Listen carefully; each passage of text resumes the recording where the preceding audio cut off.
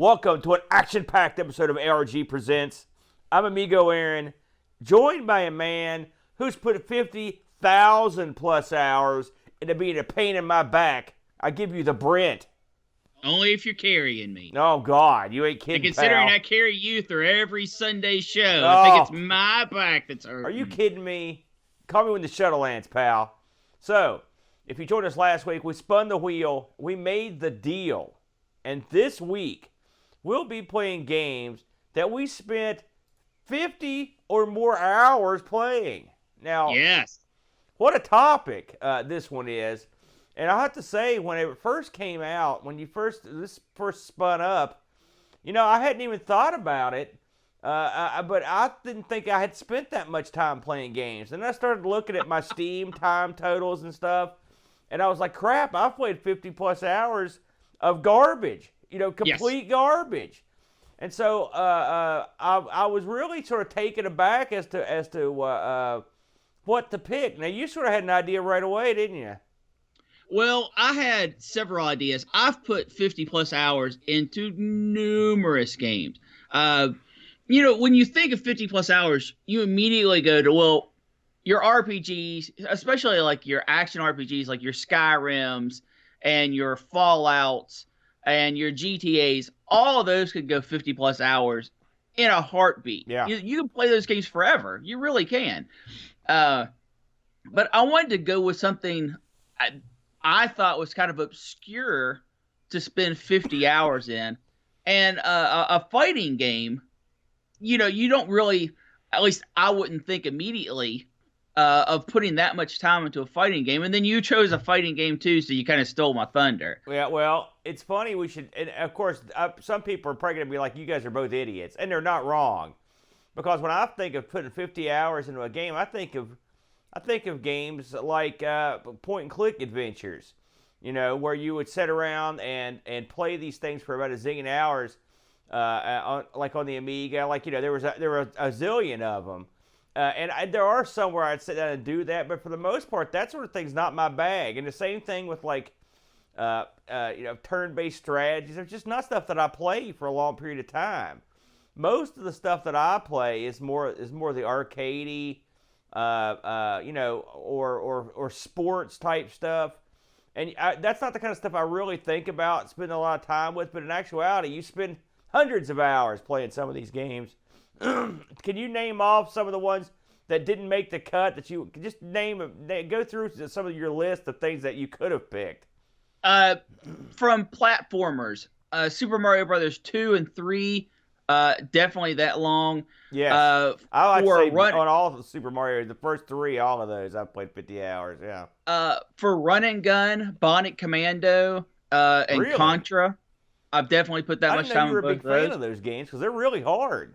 Oh yeah, especially when I was a kid. I would, you know, that was my weekends. I rented Bionic Commando specifically probably a dozen times, and played it and beat it and then played it again. It was a game I really enjoyed. No kidding. Sports games, baseball Stars was probably. You mean baseball? No. Oh, sorry. No. This was the one where you can make the team and you can put in the code and get the all-girl team back on the NES. Okay. Neo Turf Masters. I've got 50 plus in that. Yeah, I would say the same. In role-playing games, I mean, pretty much any of them. In the modern era, Divinity 2, Original Sin. In your action RPGs, your Zeldas, the original Zelda and Zelda 2, I've definitely got 50 plus hours in both of those. And even like crazy games like, what's up? Lethal Enforcers is a game that I've played to death. Really? The gun game? Yeah. What system were you playing it on? I mean, I've probably put 25 hours into it in my youth at the arcade, or more specifically in front of Big Lots. Back when I was a kid, Mom and Dad would give me a handful of quarters and that would be what I would play, and I got good at it. I couldn't get all the way through the game on a single play, but I could get 3 or 4 stages in, and then I wouldn't continue. Because if I continued, I'd just play for, 3 or 4 more minutes and then die again. I would actually run out the time, go all the way back to the beginning. I had the first 2 stages of that thing so memorized that I was killing people before they came on screen. Spoken like the truly money conscious player, where you. Well, I understand. It was less that, and when you're a kid, and I was 10, 11, 12, I guess at the time, and you're given $1.50 and it's 50 cents a play.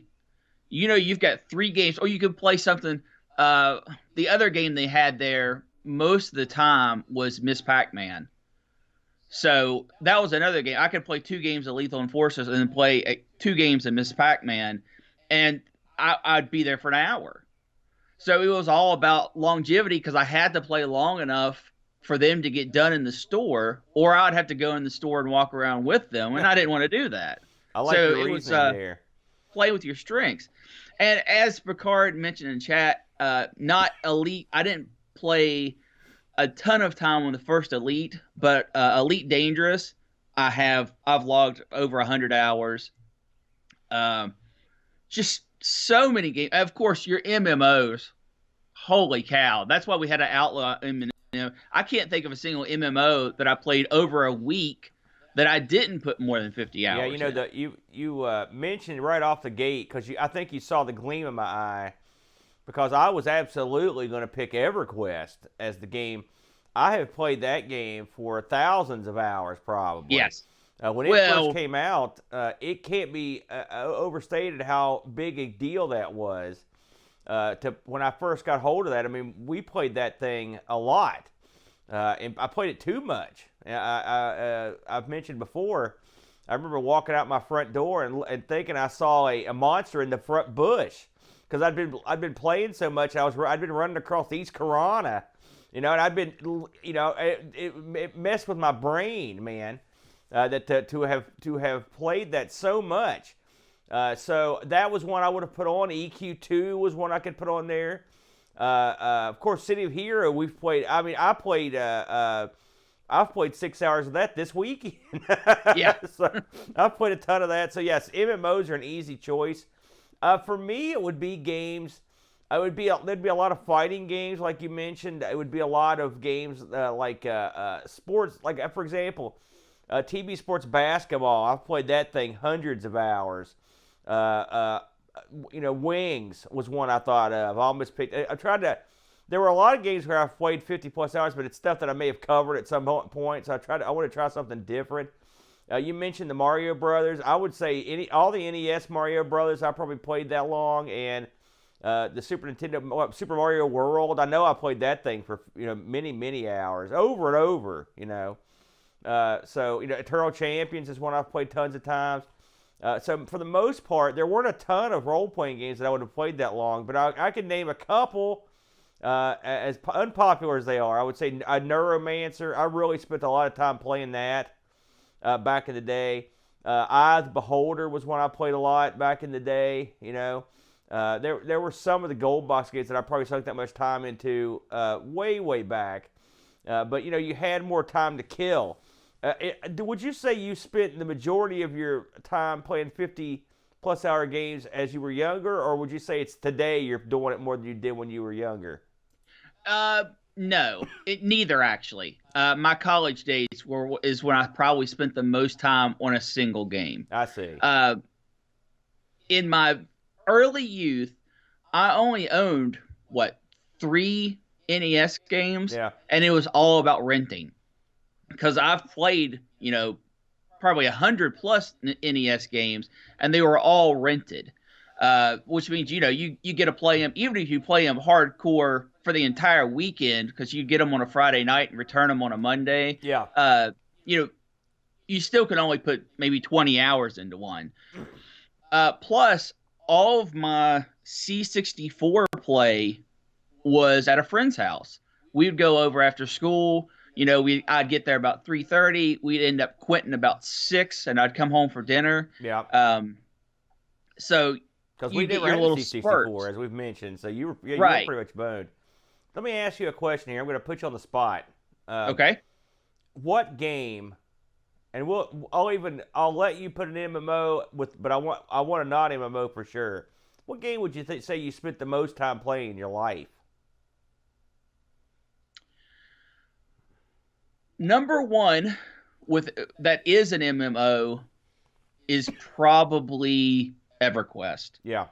Because I played EverQuest all through my college years. And we didn't play together hardly ever, did we? No. Yeah. Never. Almost never. But I played EverQuest all through my college years and then quit. And then about 5 or 6 years ago, we picked it back up and played it to death again. I couldn't with figure that out. I just talked to Bode about a that new the other crew of night. people. That was so strange to me. I could Now, not go back. If I'm going to throw out one other kind of doesn't really count one, tabletop simulator. That's clever. Okay. I easily have 500 hours. Because you run your role playing games on Tuesday night. That's right. So I'm not going to count that though, because that is something that it's less. I'm not playing tabletop simulator every time. I'm playing different games within tabletop simulator. Right. I would say the game I have probably played the most of all games is Super Mario Brothers 3. There you go. There you go. A good choice. Mine's a lot easier and quicker. I would say the game I've played the most, excuse me, of all the times would be City of Heroes. Specifically now since it's back and we've just played it. There's something about having your buddies on there that it's a combination of a lot of fun. It's also sort of a lot of peer pressure to play more.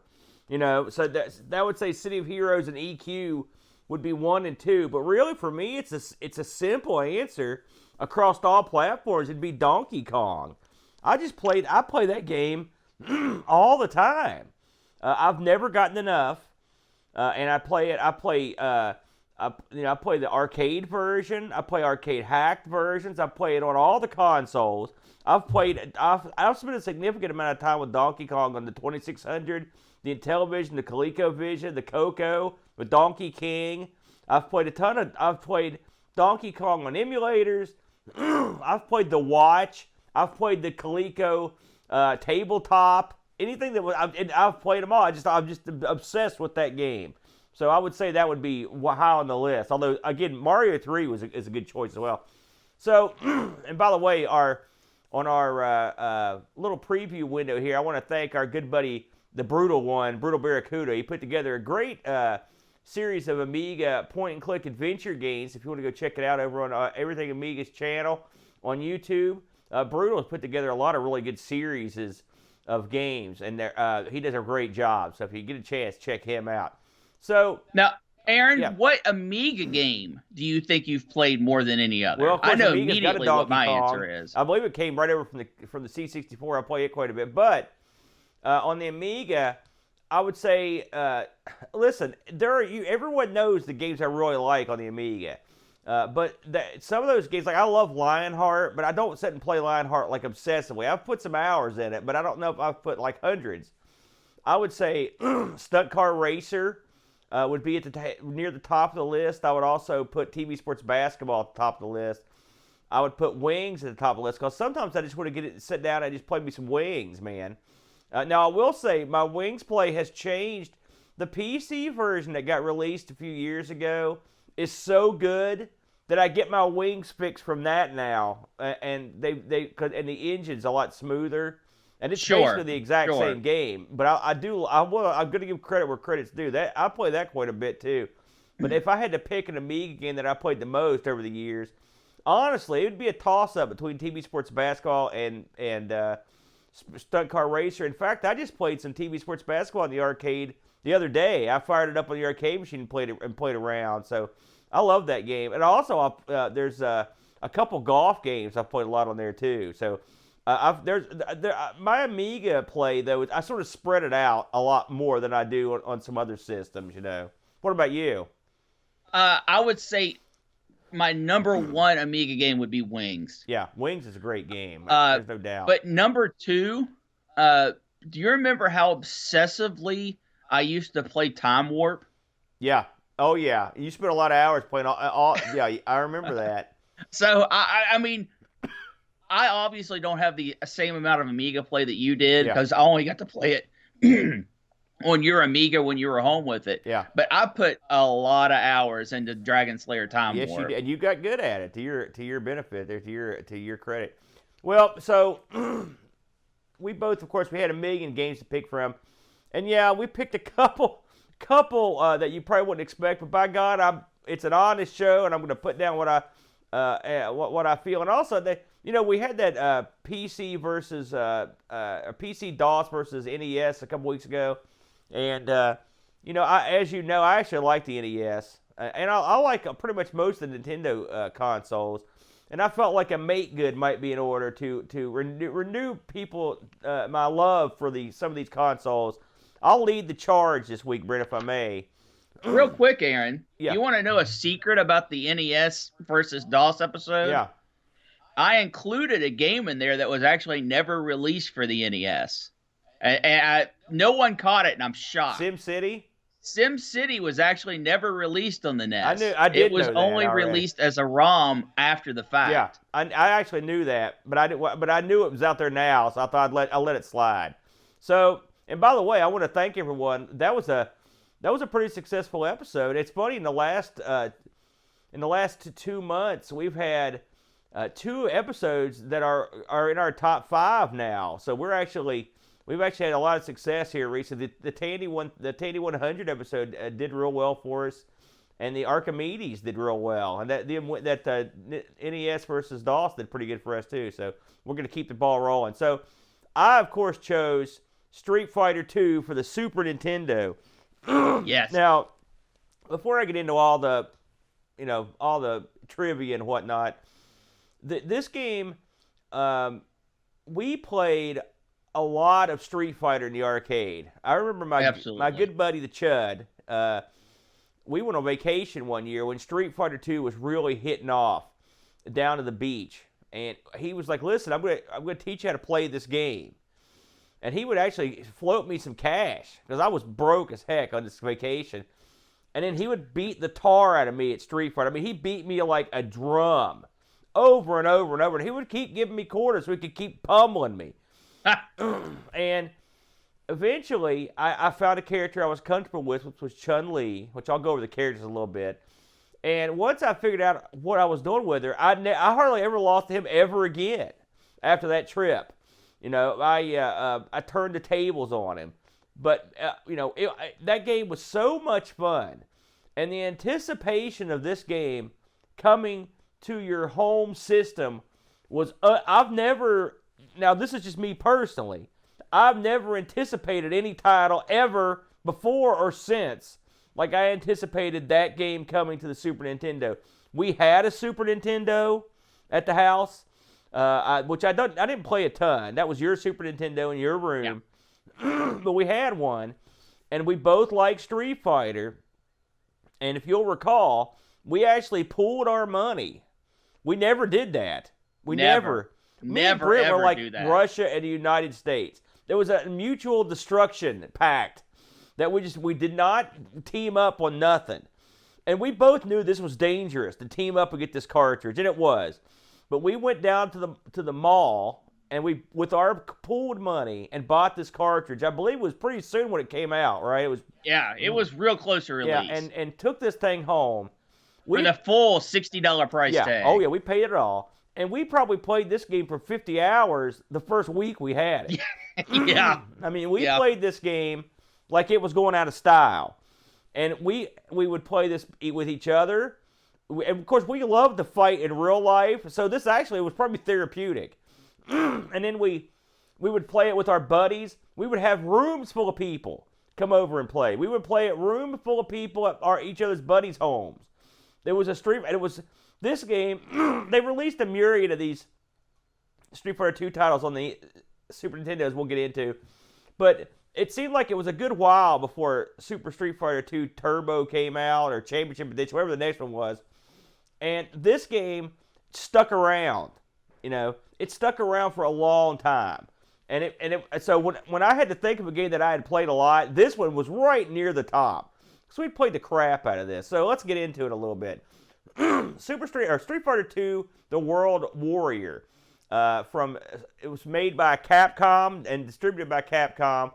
This thing, Brent, got released way back in July 15th of '92. Brent, now you got to think that was a little over a year before I moved out, before I moved up to Kentucky. This also got released. It got released in a lot of stuff with mixed results. You had of course, it's also been re-released in various collections and what. But the Super Nintendo version was just the Super Nintendo version. I mean, Street Fighter 2 was on DOS. It was on the Amiga. Yeah. It was on the Atari ST. There was a DOS. There was a like Wii U version. There was a zillion of these versions. It's been everywhere. And so, what you do in this game? Pretty simple. You pick one of 8 characters, and then you fight. The characters are Ryu, Ken, Blanca, E. Honda, Zangief, Chun-Li, Guile, and Dhalsim. Each character has their own background stage, with its own distinctive music and distinctive scene. Eventually, you'll come to one of the bosses. You got 4 boss characters you'll fight. You've got basically Vega, which is a Spanish fighter that has a mask and claws. You've got M. Bison, which is the main villain of the game. He's it's hard to explain what he looks, sort of like a red soldier's outfit with a hat. You've got Balrog, which is a guy that looks just like Mike Tyson, and you've got Sagat, the Thai kickboxer. Those are your bosses in no certain order. So the Super NES version of this was the biggest cartridge of the time. Did you know that one, Brent? Yes. Yeah. Yeah. This thing, when this thing was released, you had at the time the biggest game had been 12 megabits. This was a 16 megabit game. It was basically 2 megabytes. Think about that, by the way, 2 megabytes for this whole game. That's pretty impressive right there. Yeah. So why was this a big deal? Well, it was based on an arcade game that I think you would not have a fight if I was to say, save the arcades. Would you agree with that? Yes. For this time period, yeah, absolutely. The arcades really, when do you think the arcades started to tip over, Brent? You mean after the 80s surge? Well, you have to look at what was popular at the time. Before fighting games, what did you have? You had a slew of gun-type games, or just your standard shooters, and people just didn't care anymore. You could play them at home just as well as you could play them in the arcade. Right. So when a game came out that gave people competition outside of high score, it really started pulling people in to see who was the best. And also just the sound and the cabinet and the art of Street Fighter at the time was so mind-blowing. Yeah. Everything was so well done. The hand-drawn art on this is off the charts. I mean, it really is beautiful. It is. You know, to put it in perspective, you can look at arcades sort of before and after Street Fighter. Yeah. I've got a few statistics here. The arcade, Street Fighter 2, all versions of it sold more than 200,000 arcade cabinets. Woo! Which is amazing. And the home units sold over 15 million software units worldwide. And they estimate that the game has generated $10 billion in revenue. So that's not too bad. In 1994 alone, people spent 25 million, or excuse me, in 1994, 25 million people played the game just in that 1 year, which is that's off the charts. Everything crazy about this game was money, because in the arcade, the winner stood and the loser had to pay. And you know, Right. a lot of games, people could play the game for 5 minutes or 4 minutes like that, and a Street Fighter game would be over in a couple of minutes, and there'd be more money pushing in. So it was always earning. So it became popular with arcade owners. And I went into more than a few arcades that had multiple Street Fighter 2 cabinets standing around, and they were often filled. And this was sort of continued throughout the run of the game. You know, it was just a super popular game in the arcade, and so we knew it was coming home, and we were hoping for a good conversion, and they did do a pretty good job with it. Now there are some differences. You know, can you, just without me even going over these, can you think of some differences that you notice? You know, just right off the top of your head between the arcade and the Super Nintendo version. I know there's less frames. Yeah. There's less colors. I could I'm throw trying some to stuff think out of you here. So, for the first thing you're gonna notice is the attract sequence is gone. Okay, yeah, of That's course. something that's gone. Why have that in a home Some of the system? voice samples had to be removed. You know, again, if you stack these, I actually played both these this week, and if you play one and then play the other, and you can tell some differences. Obviously, yeah. In the arcade, there's a stage where you have to destroy stacks of let me see here, The yeah, oil that's barrels. right. This was Yeah. they changed that. They also, some of the tunes are a little different, but not too much. You know, so you've got some stuff there. Now listen to this. Here's what I didn't know. Some of the attacks were removed. Did you know that? Chun-Li's close standing medium punch was removed, for example. That's what I never noticed that. I played Chun-Li quite a bit. You were right about the frames. The frames are down a little bit.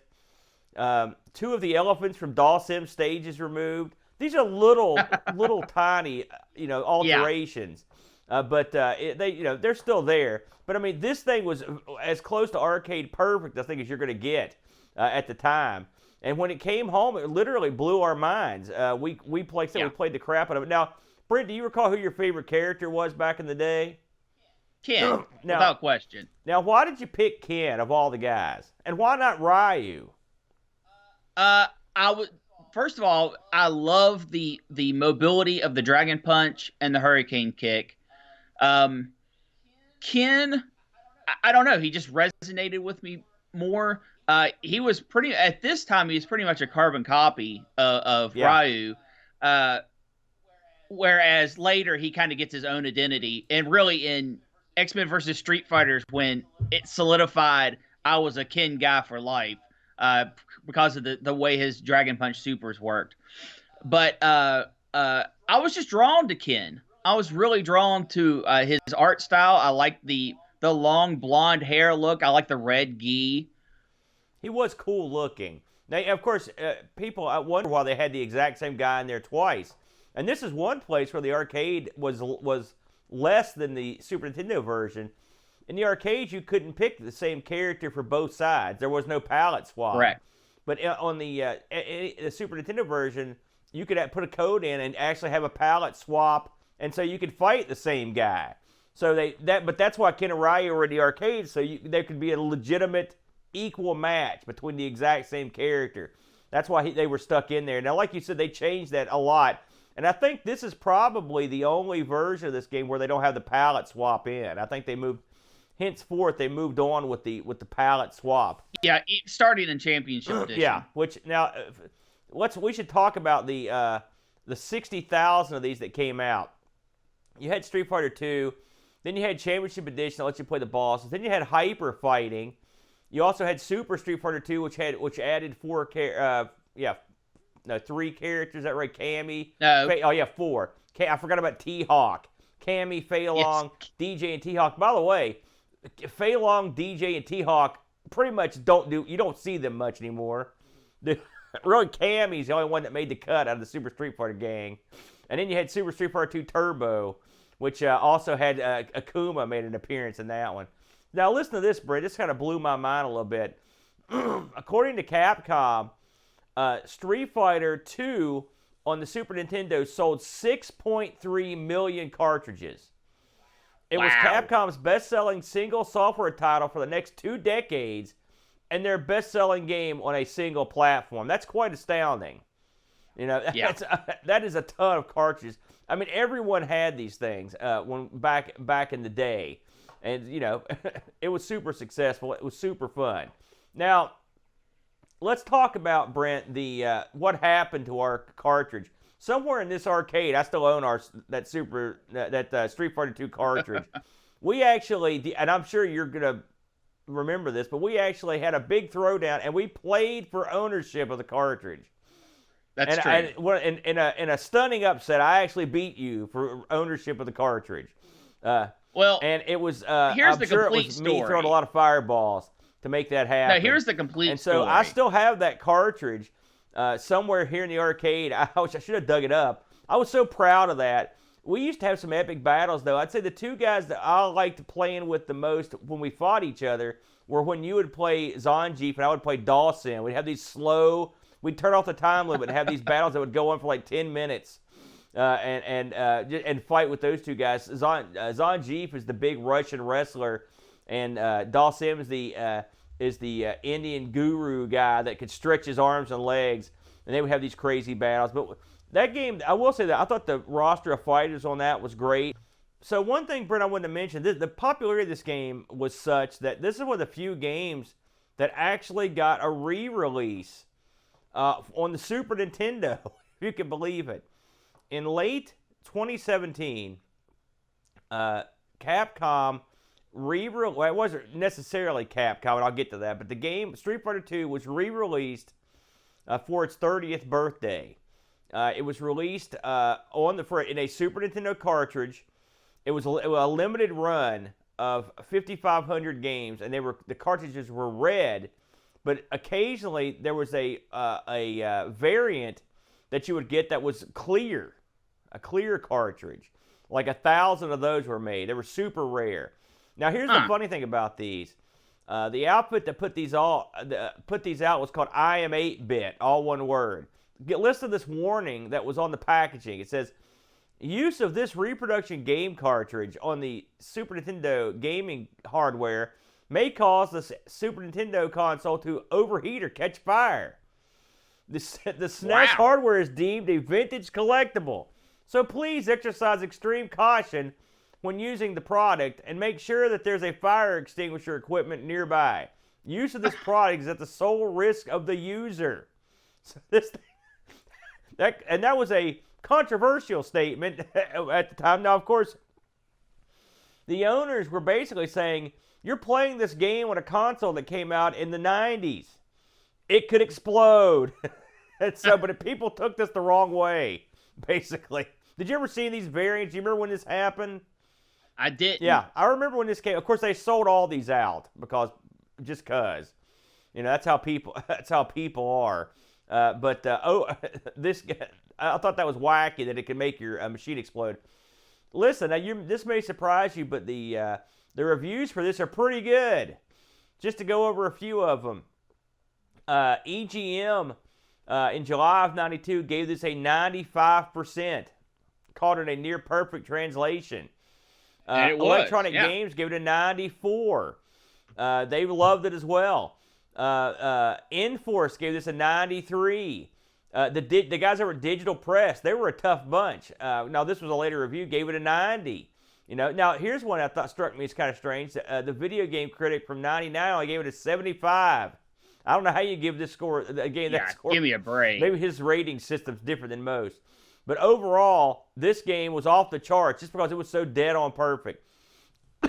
I looked this up on the eBay. I was kind of surprised, to be honest with you, that it was going. I thought it might be going for some bucks. You know what I mean? No. So you knew it wasn't going for a whole lot of money. Yeah, they sold millions. No, you're right. Millions of them. You're not wrong. You can get the game for $15 loose or $30 boxed. So a pretty reasonable price right there, I think. Absolutely. So, Street Fighter 2, any parting shots on this one? A few things. You need to fully tell the you won the cartridge story if you're going to tell Is there it. more to it? I don't remember the. Absolutely. Okay. This was I mean, we always had our differences growing up. But this was in an era where you were in full jerk mode. And I wanted to play Street Fighter and you wouldn't play with me. Oh yes. Oh no, vivid memory. So the only way that you would agree to play with me is if you played for ownership of the cartridge. Oh yeah, I don't you remember. can look I don't confused. remember it this way. 100%. I will say the ownership was 100%. irrelevant because we only had one Super Nintendo, so it's sort of. I know, but that absolutely 100% happened. I don't remember it that guaranteed. way myself. That makes me sound like the jerk, Well, as opposed to the conquering hero that I was. something else to mention. We had a mall that had 2 arcades in it, Gold Mine 2 and Gold Mine. And both gold mines had Street Fighter 2 in it. I would, in my youth, would go to one gold mine, play until I beat everyone that was there, and then no one would play with me again. So I would play the computer and lose after 3 or 4 matches or whatever. And I would have to go to the other arcade. That's where everyone went to get away from me. And I'd go to that arcade and beat everybody again. I was really, really good at Street Fighter 2 when it first came out in the I thought arcade. you were gonna say I was really, really annoying.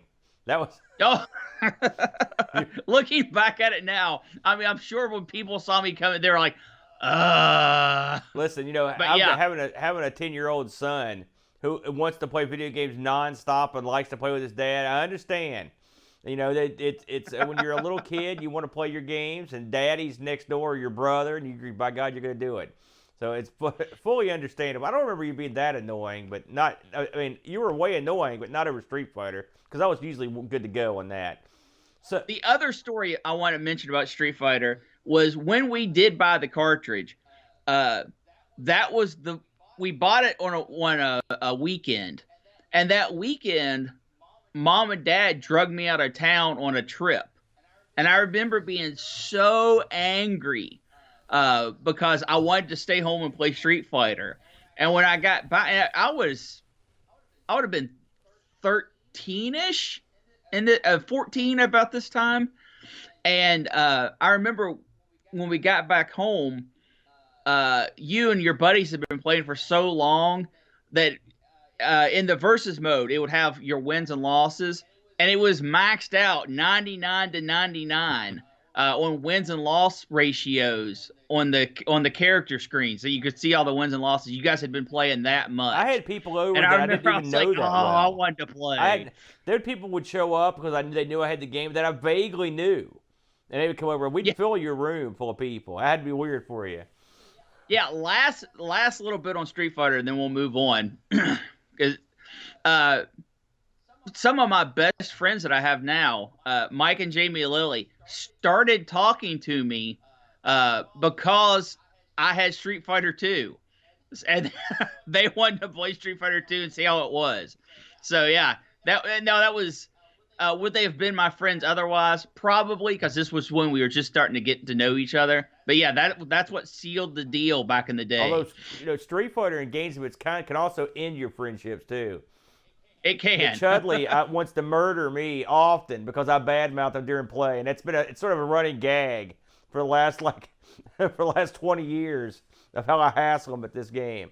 So there you go. That was my choice. Now, Brent, we never discuss our choices before we make them. Very rarely. So I was surprised when I saw your game roll in because I was sure you would pick something like an adventure game or something. But what did you pick?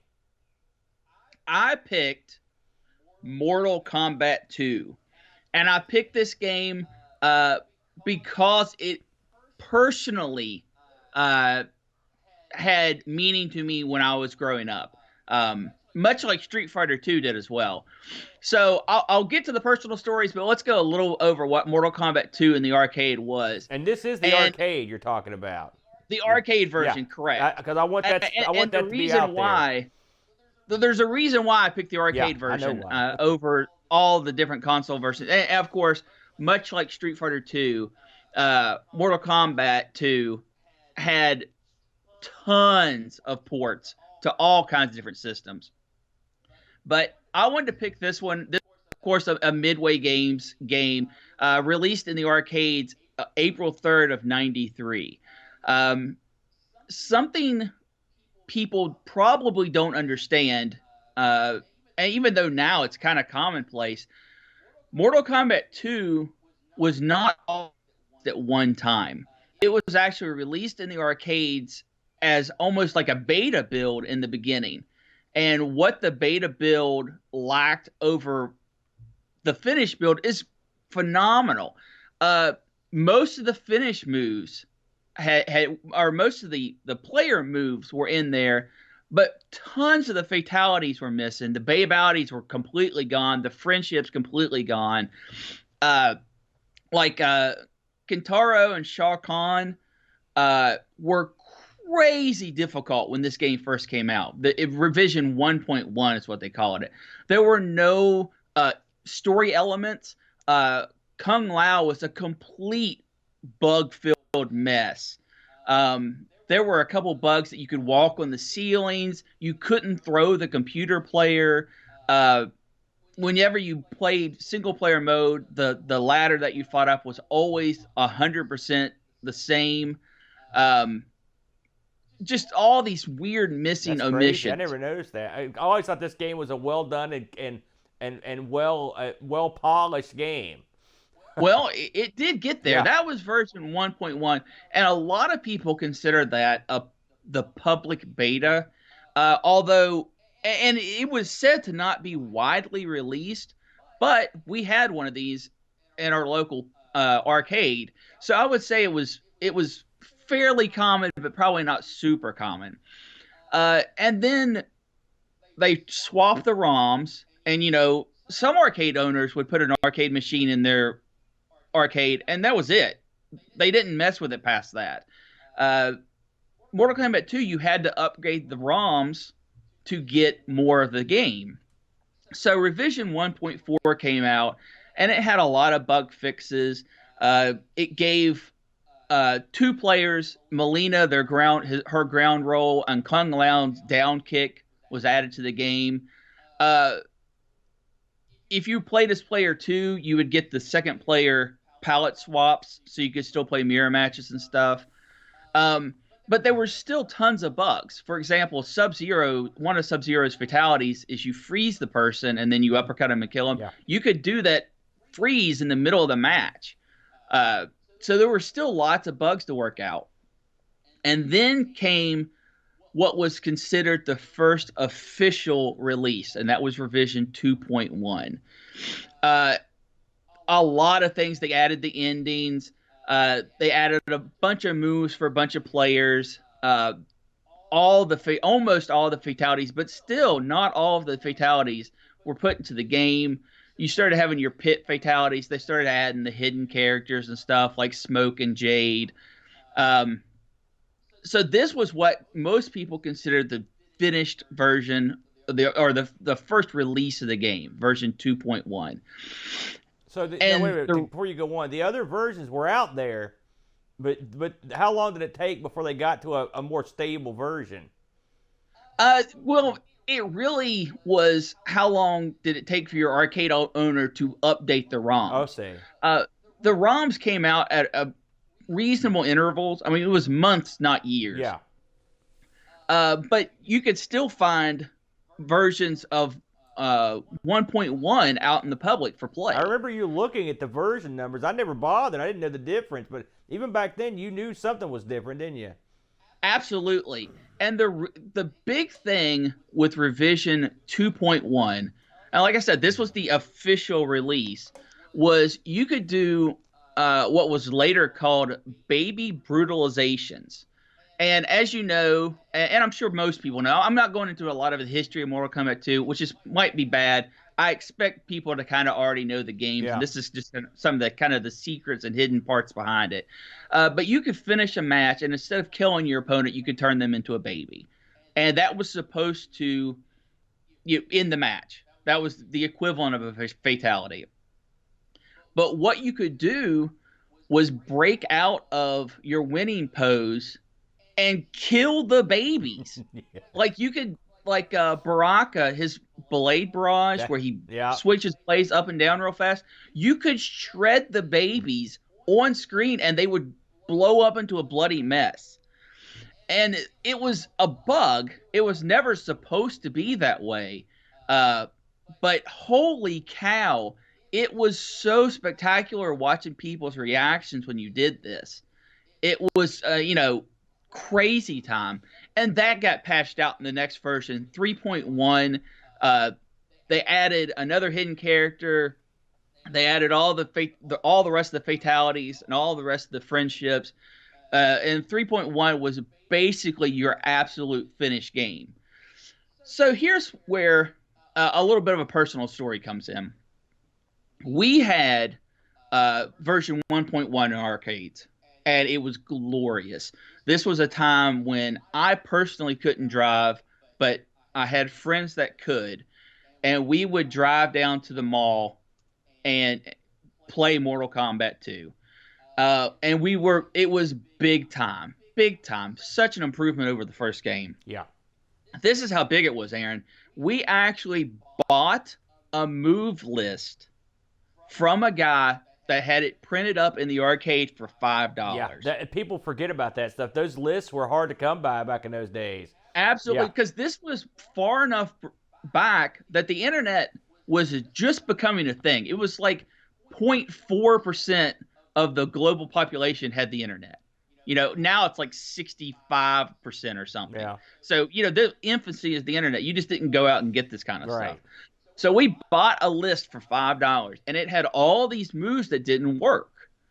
And we were like, dude, what the heck? None of this crap works. He said, well, he tried to explain to teenage us, no, it's the version's wrong. The version's wrong. So we went on a quest. We traveled to Kentucky and Ohio and different places in West Virginia, going to malls and arcades, trying to find updated revisions that had all this stuff because we wanted to see it. And we drove for hundreds of miles, Aaron, looking for a game that was 15 miles from our house because we wanted to play the different versions. Now, eventually, the mall did upgrade to the finished release 3.1. But after that happened, then we wanted to find 2.1 because we wanted to see all the baby brutalities. It had become infamous. And we found it at a local truck stop. And we would go to that truck stop and play Mortal Kombat 2 for hours at a time. And it was kind of tucked away under the staircase. Yeah. And the people there, they never got to know us by name, but they always knew when we came in, we were going to come and ask for quarters, and we were going to, be there for hours. And we always cleaned up and everything, so we didn't mess with people coming in or anything. But we would play this version in a truck stop, even though we had the newest version, 10 minutes down the road. Truck stop was closer, though. A lot closer. It was, it was closer, but the reason why we played it there was because we could do all these crazy moves that we couldn't play in the official arcade release. So when you start looking at arcade games like that and you think, man, if this is the stuff that we found out about and we learned about at the time, when there was no internet and stuff to look up, what was all the stuff we didn't know was happening behind the scenes?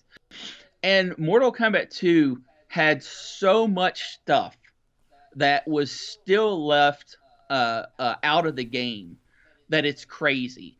Did you know, Aaron, that there was a WWF logo inside as an unused sprite? No. It was theorized that it was going to later be used as an advertisement for the WWF WrestleMania arcade right, game. which Midway also did. We had digitized wrestlers in it, yeah. Correct. There are unused sprites in the game for two Baraka moves. One is kind of famous. It's where he puts his arms straight out and spins around like a top. But then there's one that's less known about where he sticks his blades in the ground and does like a front flip. Those two moves were never added into the game, well, except for the blade spin was added in later versions of the game.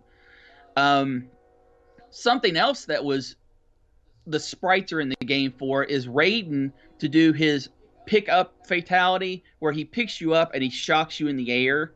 Now there's one where he picks you up about 3 or 4 feet off the ground and shocks you and blows you up.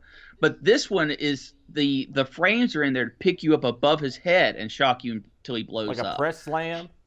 That's right. Shao Kahn has tons of animation frames that are never used. Sub-Zero has frames of animations for an aerial freeze where he shoots his ice blast out in mid while jumping. So things like that, after many, many years when people really start to dissect the game, they find all that stuff. And I want to throw one thing out there, or two things. All of those frames of animation were later added from fans in a game called Mortal Kombat 2 Plus. And this is a ROM swap you can do to your home arcade that gives you new moves, new fatalities, endurance matches where it's you versus two guys. You have to beat 2 guys in a row. They add in combo systems. Not that they add combos to the game, but they add where you can see how many hits you had and how much damage it does. It just adds it up and puts it on screen. But here's the kicker, Aaron. Someone added tag mode to Mortal Kombat 2. Really? Yes. So you pick 2 fighters and whoever you're fighting picks 2 fighters, and you hit start to switch them in and out. So that is just some of the craziness that's out there. That's how I can't believe we haven't tried this game yet. and I'm just finding out about Mortal Kombat Plus 2 or Mortal Kombat 2 Plus. And then here's the other thing. If you go into MAME and you start turning on some of the cheats that they have in that game, you remember Rainbow Edition from Street Fighter 2? Yeah, absolutely. Street Fighter 2 Rainbow Edition, for those that don't know, was a ROM hack where you could do all kinds of crazy stuff. Throw fireballs in midair, just throw fireballs one after another. It was never an official release. It was a hack.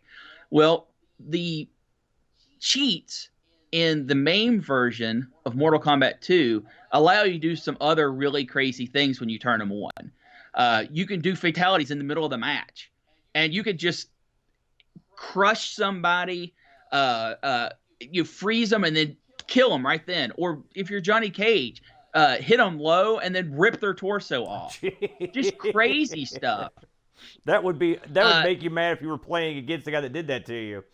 Absolutely. But what I'm saying is, if you played Mortal Kombat 2 in your youth in the arcades and you had a great time with it, you can go back and add some really fun stuff. I mean, the game's still awesome to play on its own. Super awesome. But you can go into MAME right now, turn on some crazy cheats, and do all this crazy stuff and really give rebirth to the game. And if you want to get those Mortal Kombat 2 Plus ROMs, you can add a whole different layer to your gaming experience. So old games really have a new life in this new generation that we live in, where people have the talent and the ability to really go in and add to these games. Mortal Kombat 2, when I was growing up, I was really, really good at it, and that was one reason why I liked it so much. When they added turnaround kicks, which is when you jump over your opponent and throw a kick, you actually turn around and try to kick them in the back. That was the single greatest addition to a fighting game I think I've ever seen. Yeah, that screwed me added good hard. so You much used to beat the crap out strategy. of me with those kicks. So, if you're out there, go have these things to play. Aaron, I know you love Mortal Kombat 2. Say some words about it. Well, I remember this truck stop gimmick of yours, because one thing about the truck stop, it was open all night. So Yes. you could go over at 2 in the morning and play Mortal Kombat 2. And also, eventually, they ended up getting the Star Trek Next Generation pinball over there. Absolutely. And so we would also play a pinball at that truck stop. That's where I played Who Done It for the first time and fell in love. So the truck stop was a real boon because the mall would close. And I'll have to say, I don't think I'm reinventing the wheel when I say Mortal Kombat 2 was the top game in that series. Everyone pretty much agrees. It was really, really good. Yeah. I had seen For fun. It was not the best technical fighter, but for fun, I think it was number one. I had seen Mortal Kombat and played it when it came out, and I was actually, again, I've mentioned this before, but it was disturbingly violent, which shows you how much the desensitization has been taking place between then and now. And so when this came out, I thought this was as violent for sure, but this had I liked the characters, just looked good. The backgrounds, everything in it was just awesome. You know, I was a big fan of the first two Mortal Kombats, were big time. And this one added guys I liked. I'm a big Kung Lao fan, as you know. I play the crap out of him. I like Baraka too. So it added characters I like, cool backgrounds, and all these crazy things you mentioned, the babalities, the baby brutalities. That's what added to the Mortal Kombat 2 legend. It was all, glitches the lore and was stuff amazing. That they would kind of sew into the fabric of the game eventually. The noob Saybots and all this other crap that made the legend grow. And you knew when a Mortal Kombat came out, you didn't know what you were going to find in this machine. Who knows what it's going to do? You know, because we'd heard about all this other crap, nudalities and all this crazy, and you thought, man, this could happen.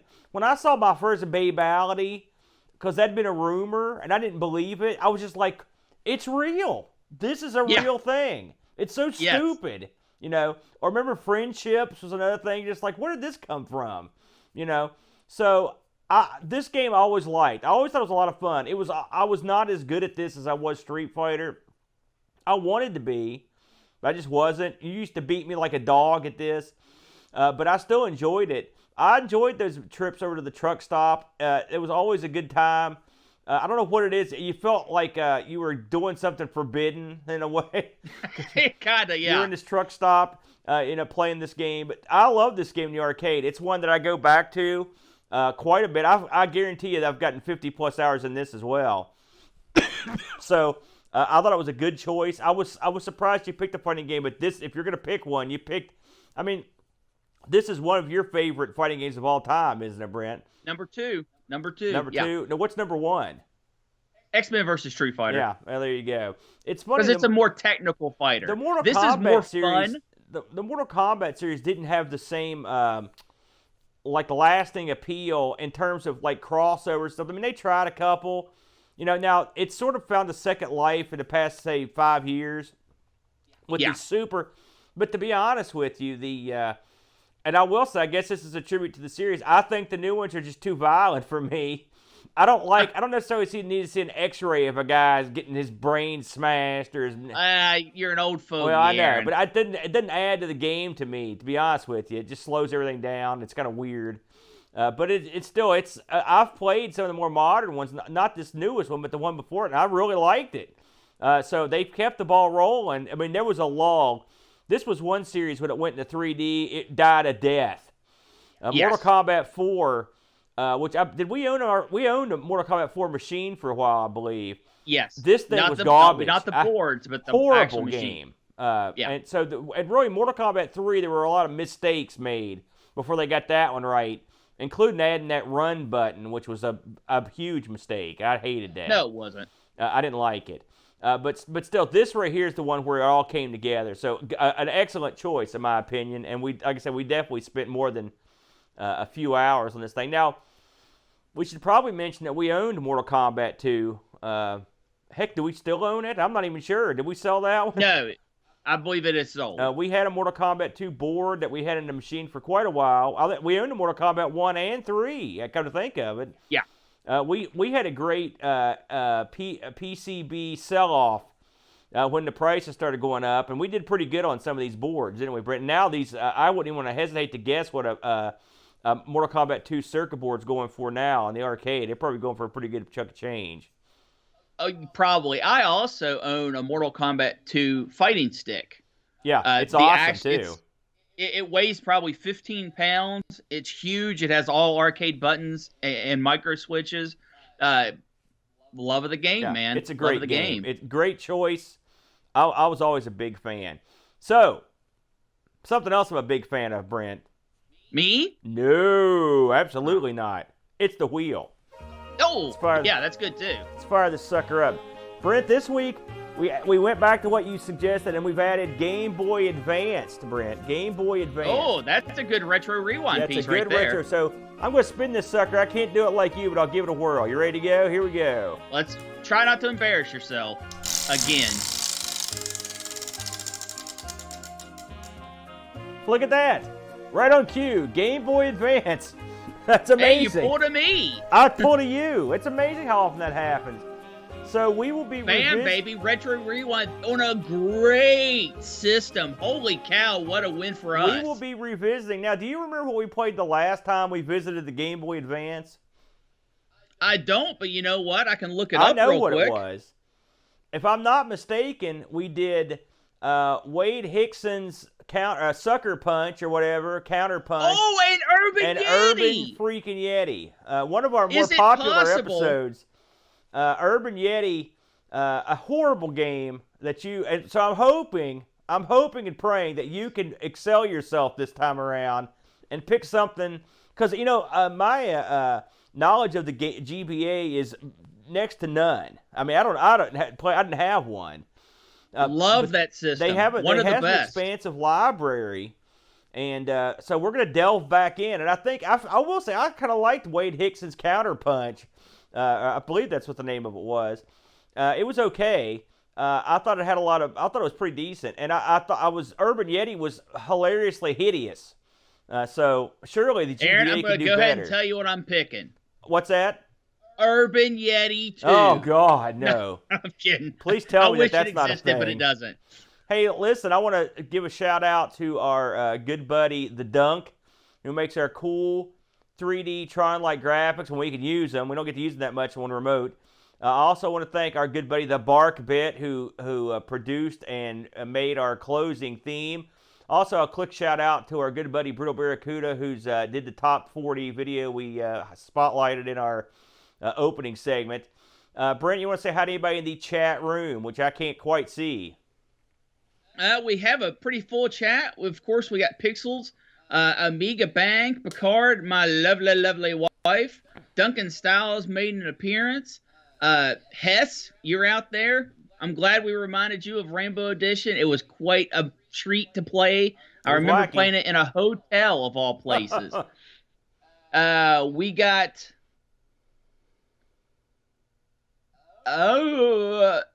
we got a brain damage. Paul Kitching was there to join us in Buck Owens, right of course.